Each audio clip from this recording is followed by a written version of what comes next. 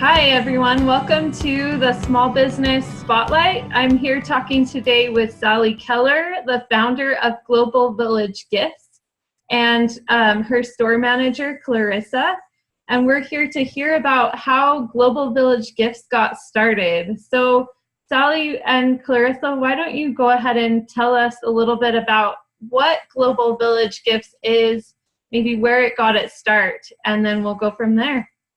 Sure. So Global Village Gifts is a fair trade nonprofit retail store here in Logan. We are the only one of our kind in Utah right now, and this year will be our 15-year anniversary. It was started by this amazing woman, Sally Keller.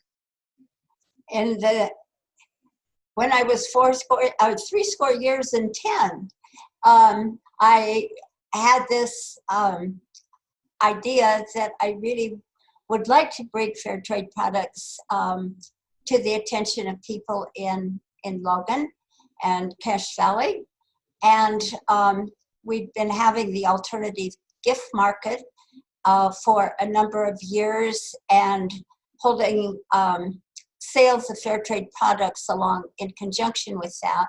And we held it at the Presbyterian Church, and it was fine, but we only had one day of sales, and it took a lot of organizing, trying to get it all set up and ready to get the word out, and we just outgrew what we were doing. And the opportunity to, it wasn't in this building, but in another building, which my son owned, and so we had the opportunity to move into that building and open a store, and it just all happened very quickly. And so we were open for 7 weeks before Christmas in 2003. Nice. So just so that our viewers know, in case they aren't aware, what exactly are fair trade gifts or sales of fair trade? What is that? Yeah, so fair trade focuses on helping artisans in developing nations to sell their handicrafts and their farmed goods and other products that they are making to the global market, but at a fair price. So it's ensuring that these artisans are having livable wages, safe working conditions, and that there's no child labor involved.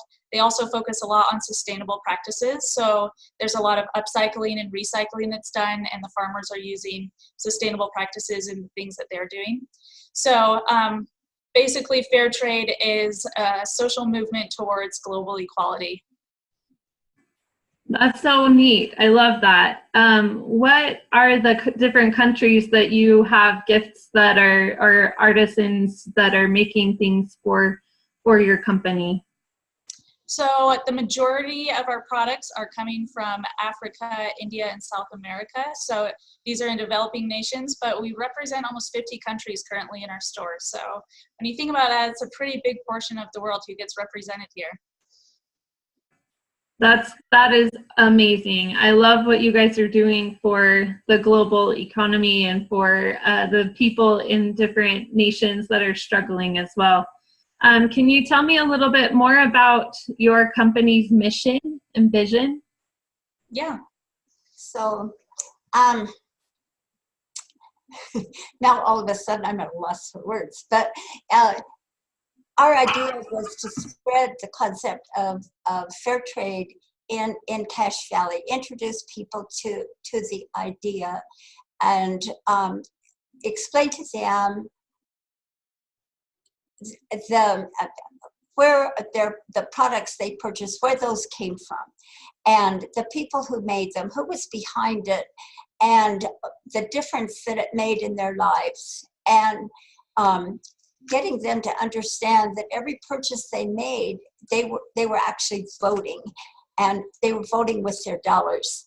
And it was important for them to know what their money was going for. Was it going to, basically into the pockets of some big corporation, or was it going into the pockets of the people who were creating the products and providing them with any quality of life that they needed just was something they needed just to survive. So, and interestingly enough, the United Nations came out with information that women support across the world, that often they are the sole providers for their families. And it's a very large percentage. Unfortunately, I've kind of forgotten what that percentage is. But the reason that the women are so dedicated to it is they want to provide a better life for their children. And so and then in the process of doing this, then they become empowered, and it just spreads. It's just so exciting to see how this makes a difference in their communities, and they become people of value, and it strengthens the families. It's just, the whole concept of it is just so encouraging and energizing, to my mind.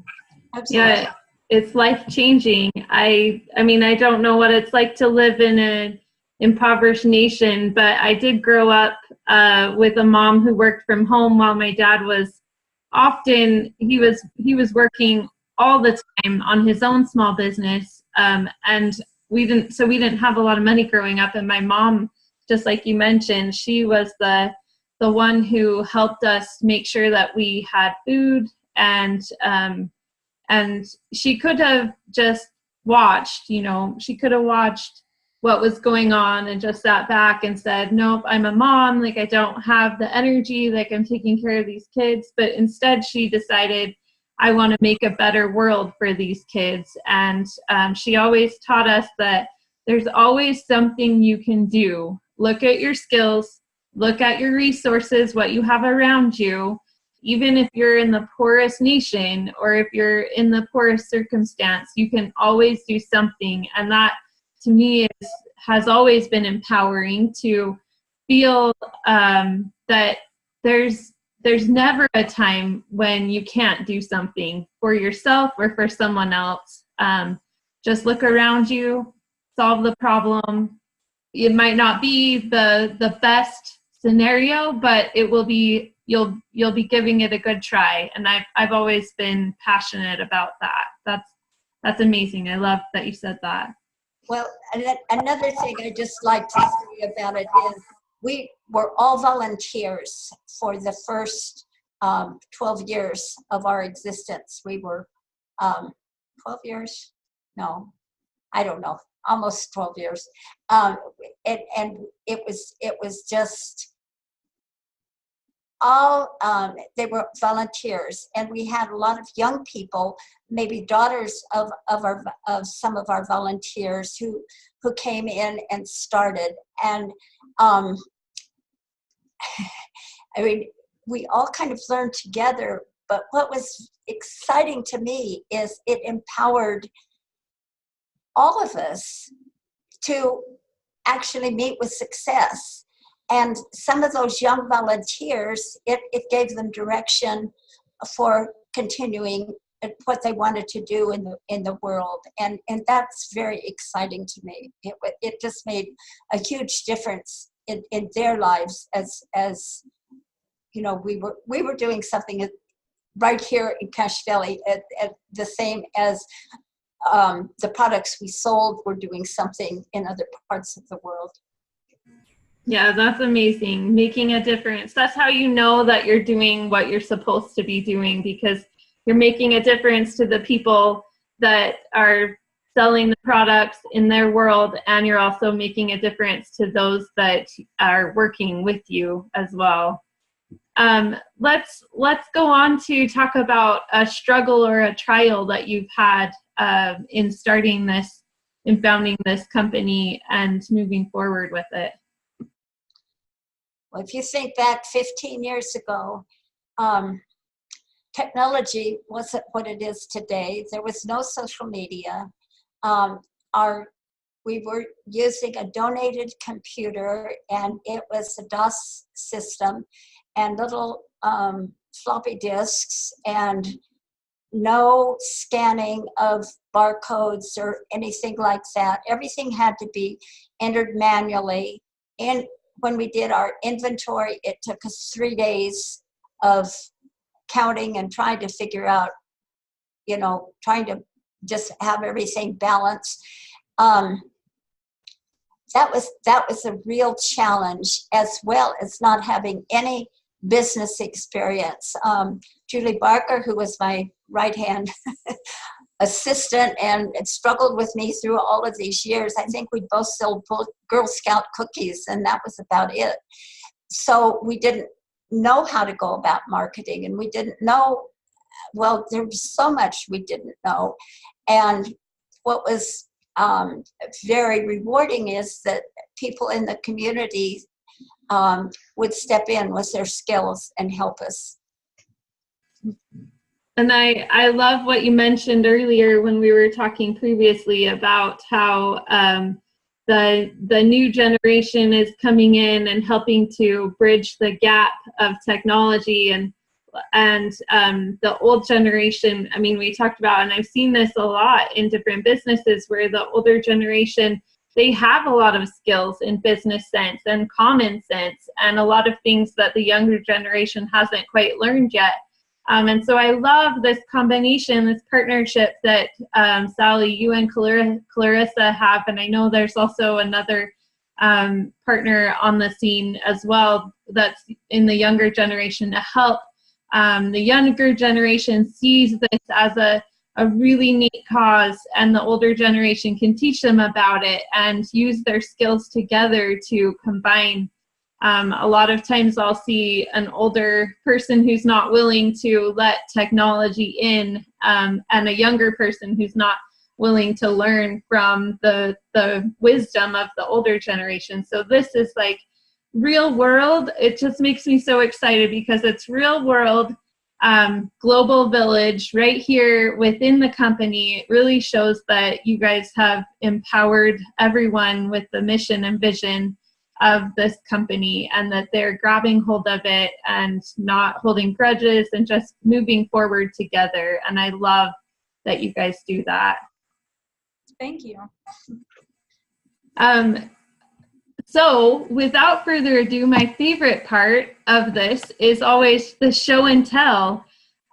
So why don't you go ahead and show us some of these amazing things? I don't know if our viewers have ever seen, like I've seen a YouTube video on Facebook about the flip-flop guy who creates, he works with the people in another country to create animals out of flip-flops that get washed up on shore. I know you guys do some of that. Show us a couple of items that you guys sell up there in Logan. Well, these are a couple of items, and they're just created from flip-flops. Yeah. and colorful and decorative, and it's solving the problem of the glut that it's just terrible, the amount of waste that is washed ashore in Africa, and they have to do something about it. And this is providing a wonderful, it's providing work, and just giving a purpose to people, because it probably isn't near enough, but at least it's making some progress in improving the environment there. Yeah. I think living where we do, we don't think about garbage in the same way that a lot of these people do. We throw it away and we go through things quickly. We can buy a new thing if it's broken or it doesn't suit our needs anymore. But these people in these countries are dealing with this stuff every day, and it's not a problem that they can ignore. And I love this opportunity that they have to use their skills and their craftsmanship and their creativity. And so they're solving two problems at once. They're solving problems with waste and with things that are hardships for them in their communities, and they're using it to create a job and create something that is going back into the market as a usable product. So I think it's amazing. Another product that we wanted to show was our Elipu journals. So these are journals that are made out of elephant dung. So elephants are not productive digesters. So they have a lot of fibrous material in their waste. So they're able to wash it all out and repurpose it into paper. And so this company is really interesting because in Sri Lanka, where it's made, there's an issue with elephants destroying farmers' crops. They have a very negative relationship in that way because they have to constantly deal with repairing their crops, even when they don't have a lot of resources. So sometimes it's just losses to these farmers. But with the paper, then they're able to take the dung that these elephants are producing, they make this paper, and proceeds from it go back to the farmers to help them rebuild their crops and fix their crops. So it's an amazing relationship between the two of them now. Nice. I love that. And in America, I mean, we're in a whole different situation where we can just look at something like that and sometimes we'd be like, oh, that's gross because she said the word poo. But it's totally different in another country where that is their day-to-day, and it's amazing that they are resourceful enough to see what's around them, see what skills they have and what they can do with it. I mean, that takes a lot of foresight to know like that can be made into paper, and let's, repurpose that and try to make a new life for ourselves and use what's around us. I love that. I mean, environmentally, and you guys have talked about eco-friendly too, that's an amazing thing to be able to take something that is a waste product and turn it into something that can be used for other purposes. And I feel like that's what we're supposed to do here on this earth, is to take what we have and reuse it and be responsible for what's around us instead of just ignoring the situation and the problem. Right. So I've been so excited to meet with you guys. I do want to give you a minute, to tell us where we can find out more about you guys. If there's any online purchase opportunities, are you just you're in Logan, you've got street fairs. I know you're all over the place. So let us know, how can we find out more about you? Yeah, so we are located at 69 East, 100 North in Logan, which is just north of our tabernacle, and it's next to the Episcopal Church in a wonderful historic building. We do not sell products online. We are run almost exclusively by volunteers, besides myself and my volunteer coordinator, so we just don't have the manpower to do that. But we are open noon to 6, Monday through Saturday, and we are online with our website at globalvillagegifts.org, as well as on social media at Global Village Gifts. Nice. And what's your upcoming event that you have going on for the people in Logan? And I know a lot of people are traveling. If you happen to be in Logan, this is an amazing opportunity that they were telling me about earlier, your sidewalk sale. Yeah, so we're doing our biggest sale that we do of the year. We call it our sidewalk sale, but it's just in our store, and it will go for 3 weeks. So we've got a lot of products that we're ready to mark down and move from our store. So it's a great time to stock up on products for yourself or to buy gifts for others. Nice. And Sally, do you have any last words for us? My last words would be, think about who made the products you're purchasing, and to learn more about fair trade and to shop fair trade at every opportunity, and to share that concept with your friends and show them the importance of being conscious of the fair trade. I love that voting with your dollar quote that you guys have on your webpage. I did want to screen share that. Hang on for a second. I did want to screen share your website so that people can see how they can find out more about you and about the things that are going on there, and also about free trade. Get involved, volunteer, donate. Artisans from Africa, East Asia, South Asia, Middle East, Latin America, and the Caribbean. They just have amazing things going on, and opportunities to become a part of this fair trade movement, and I love it. So there we go. So thank you so much for your time today, Sally and Clarissa. This has been amazing for me. Thank you for the opportunity. Thank you for all that you guys are doing, and for all the viewers out there, go and look at their website. If you live in Logan, stop by their shop. They are amazing. They are super sweet, and they sell with their heart, and they vote with their dollars. So thank you so much for this opportunity, both of you. Thank you for having us. Thank you very much.